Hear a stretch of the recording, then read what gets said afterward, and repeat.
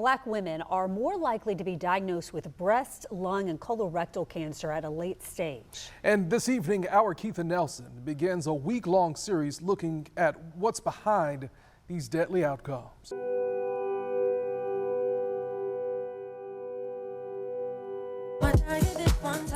Thank you for sharing with us all the happiness and good times. Hey guys, we're live from Mayo Clinic. This is my last day of radiation, thank God. I am done. This is my third time. I'm not doing this again. She'd go on to do it again. This is my last, hopefully my last surgery. For 8 years, Jessica Florence battled a disease that traveled throughout her body. I just want to cry because I'm losing so much confidence in myself. Diagnosed with stage 3 breast cancer in 2015 at just 22 years old. I'm super tired. I have no energy. Yesterday, I felt like I could run a marathon. But today, I definitely feel like I can fly. As much as I want to cry right now, I can't. She'd overcome it. 4 more radiation treatments. But the disease would later return not only as stage 4 metastatic breast cancer. I have had a headache for more than a year. But as cancer on the brain. I knew something wasn't right. I went to the emergency room January 2nd of 2020. Jessica endured brain surgery and documented her journey on social media. So it's been a minute since I vlogged. As cancer consumed her life. Still, she managed to graduate from college that year. But I'm physically still going through it, and mentally now. Cancer returned to her spine this time in 2022. Chemotherapy, radiation, a vicious cycle. Oh, Daddy. Family kept her going, support from near and far. Oh my God, I love you, I love you, I love you. I love you too. Jessica entered hospice care in August of 2023. 12 days later, she died. It's hard. It's really hard.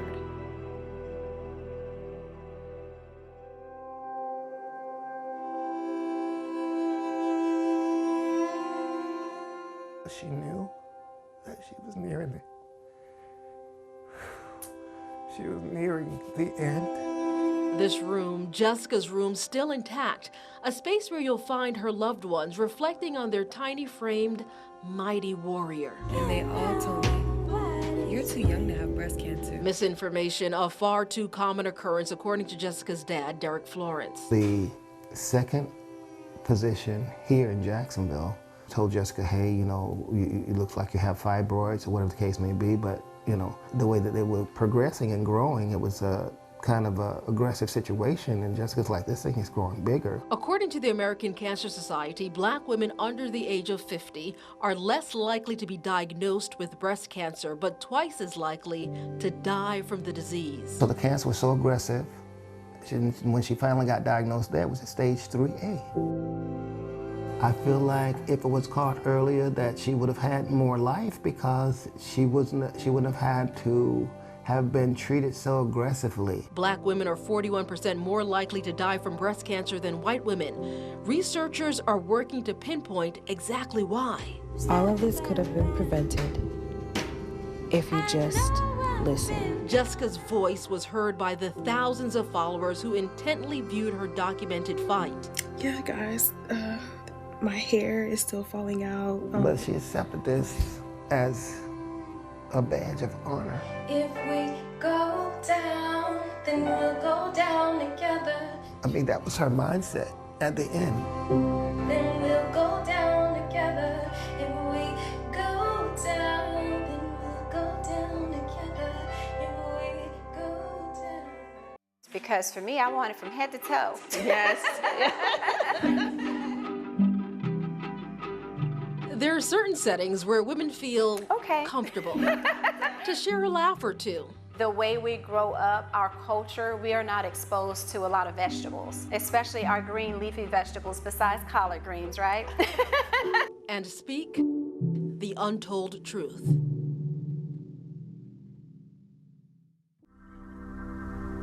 I've had over maybe about 3 clients that passed from cancer within the last 10 years. A Bliss Styling Studio served as a safe space for these Black women to share their reasons why they've decided to join the Voices movement. All you can do is just cry. Like, how can I have been a part of a solution that helped save her? Cynthia Meadows recently signed up for the Voices of Black Women research study being conducted by the American Cancer Society. At its helm, lead researchers Alpa Patel and Lauren McCullough. There are certain things that we definitely know, like healthcare access is obviously important, and the Black population generally has poor access because of things like where they live, transportation, insurance, etc. We also know that they are diagnosed with more aggressive types of disease, which are going to lead to poorer outcomes naturally. And so that's something still as a research community we're trying to better understand. For me recently, actually, I went to the ER and I was feeling pain, and because I was feeling pain, I was a little anxious, and so it felt like everyone that came in before the doctor was just chalking it up to an anxiety attack. But I really was in pain and there was something wrong. So the doctor listened, but everyone else didn't, and that wasn't the first time that has happened. There's a ton of data that shows that Black women are often dismissed in healthcare settings, that their pain is typically ignored, and really being able to provide the evidence that exists and being able to provide ways and interventions to help mitigate that in our healthcare system is one of the goals of this study. McCullough and Patel explained disparities in health outcomes are not limited to healthcare access. Certain types of personal care products, chemical hair straighteners as one example, may put you at higher risk for certain types of cancer. But again, when you think about the way science and evidence is built, you need to have really robust data and evidence to be able to affect change, and we don't have that yet. Any of you use chemical hair straighteners, anyone? Yes. I used to, yeah. I stopped back in December. Because? Because my hair was falling out. Sorry to say, clients now have to be educated because stylists now are doing it for the money, and you don't know. The Food and Drug Administration proposed a ban on formaldehyde and formaldehyde-releasing chemicals in hair straighteners and relaxers in October of 2023. It was initially scheduled to take effect in April of 2024, but the FDA has since delayed implementing the ban and have not yet provided a new date, stating the rulemaking process takes time. Products that are marketed towards Black women have those certain chemicals in it. And so now it actually has me thinking, I need to read the ingredients on everything. So even when I put certain lotions on my body, I'm careful not to put them on my breasts. The Centers for Disease Control has recognized racism as the root cause of many health disparities. In April of 2021, the CDC declared racism a serious public health threat. I don't think I fully understood the structural underpinnings of health outcomes for Black women until I found myself in that particular situation, where I wasn't given the care that I needed or deserved, despite being highly educated, despite having insurance, despite having access, simply because I was a brown face in a white system. Dr. McCullough says it's important to take a look at the bigger systemic pieces that impact Black women day to day without them necessarily knowing it. My experience at that hospital is an institutional racist experience. That racism is built into the institution of providing healthcare access. My personal experience is my personal experiences, but it's built within a larger construct. Doctors Patel and McCullough have dubbed this first of its kind Voices study a movement that uplifts the voices of Black women everywhere. I would say what I would want people to know is take ownership in your health, journal your health, because if you don't take that ownership, no one else will. And this evening, we're sharing a history of abuse of Black women's bodies that has actually led to mistrust within the African American community and a lack of participation in research studies and clinical trials that could save lives. We have to acknowledge that there's a reason, there's a historical reason that Black women aren't as likely to visit a clinic to sign up for treatments as maybe white women are today. A window into the past. His purpose, sharing preserved history. Flagler College professor Michael Butler reveals dark truths of stolen consent. The mistrust of the formal medical establishment has its roots in scientific racism that stretches all the way back to the period of enslavement. Figures glorified in history for their contributions to medical advancement. Marion Sims, the father of American gynecology. As a plantation physician in Montgomery, Alabama, he basically had free reign over, we know of at least 13 enslaved girls and women whom he conducted gynecological experiments on. Medical tests without anesthesia on purchased women. The types of gynecological experiments he wanted to conduct caused one of the owners to not give consent. So he purchased the slave, who was 13 at the time, and we know that for almost a 4-year period he conducted at least 30 surgeries, gynecological in nature, on this enslaved child. That there is some reluctance to seek care, both because there is a very valid mistrust of the healthcare system, especially for people of color and women of color in particular. Working to achieve health equity, family doctor Kelly Tice knows well the cost of past wrongs that have yet to be fully made right. Black women being used to advance science without having the benefit of developments that have been created as a result of it. Henrietta lacks her cancer cells, the source of the HeLa cell line, while seeking care for cervical cancer at Johns Hopkins University. Cells were removed from her cervix that she thought were being used for treatment, but were actually being harvested for medical experimentation purposes. Her cells played a huge role in medical advancements, the polio vaccine, IVF and AIDS treatments, cloning. This occurred in 1951. So this is relatively recent in our immediate past. We're 2 generations removed from a black woman going into a hospital with the reputation of Johns Hopkins for treatment related to cancer, and having her symptoms kind of ignored and her long-term health ignored for the purpose of testing her cells. That's not an isolated event in our history. Dr. Lauren McCullough with the American Cancer Society is helping to lead a research study called Voices of Black Women. For her, the data collected isn't just science, it's personal, as she aims to figure out why women like herself, Black women, are dying at an incredibly high rate of cancer. Because we know how much value we have in contributing to the healthcare system.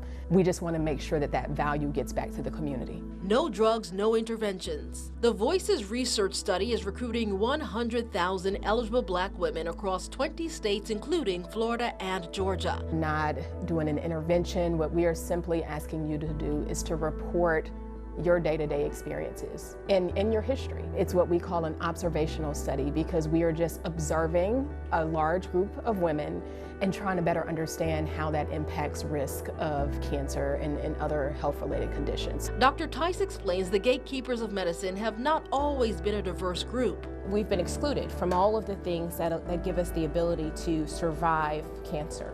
So being able to help shape policy, creating health care for all, is why she has decided to sign up for the Voices study. For us to actually contribute to the solutions that we've been excluded from. When people say, why are we focusing on African American health? Why are we focusing on the health of African American women? Because for years we did not care about the health of African American women. We didn't care about the health of African Americans, period. Keitha Nelson is continuing her series tonight, The Untold Truth, looking into why Black women are dying at a higher rate from preventable, treatable conditions. I remember sitting on the floor, just crying. Raised in West Jacksonville, Von Seal Bradford is the product of Moncrief Elementary, Paxton Middle, Rains High School, Dr. Von Seal Priscilla Bradford, and Florida A&M University. I'm the first doctor in my family, the first one to go to a university. I wanted to make a difference. I wanted to prove statistics wrong. She had her first child at the age of 16 and her second while in her senior year at Raines. I don't regret my children. They gave me a level of motivation. When I was diagnosed with breast cancer, I was on a mission. Cancer. She's faced adversity before, but a lump discovered while in pharmacy school at FAMU at the age of 29 led to the biggest fight of her life. I discovered a lump the size of maybe a pecan, I always say. I remember coming home roughly a month later, and I brought it to my doctor's attention. Bradford says she was told to monitor that lump, and within months it grew to the size of a golf ball. While back at school, there was this particular day I woke up and I was in pain, and I remember having discharge coming from my breast. And I went to a hospital in Tallahassee, Florida. She recalls being told it may be a cyst. No scans. Once again, Bradford says she was advised to monitor the lump. For me, I had that level of trust that this is the doctor. She must be 100% aware of the information she's providing. She's seen this multiple times. Months later, the complications are more severe. I'm constantly in the ER every week. I'm just complaining about the same issues. The pain, the discharge. Feeling dismissed, she called her doctor at home and insisted that scans needed to be done. On the other end of a nearly 3-hour drive to Jacksonville, yet another hurdle stood in Bradford's way. I was informed that they were not going to do the mammogram because of my age. The doctor said that she didn't want to introduce me to unnecessary radiation.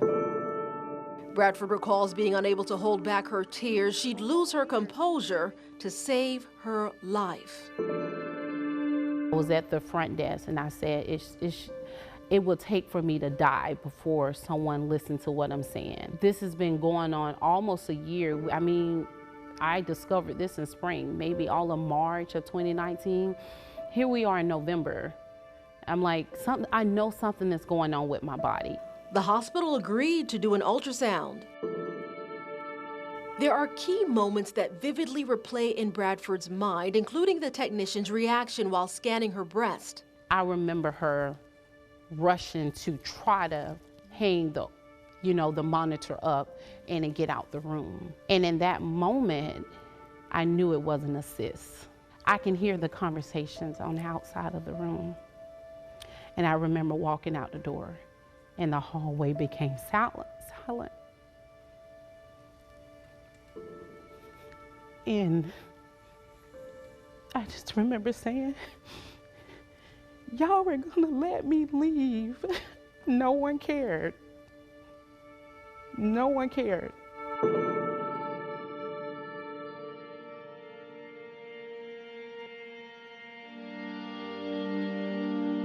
She finally got that mammogram. And the only thing I could think about is that I discovered this when I was 29, and here I am 30.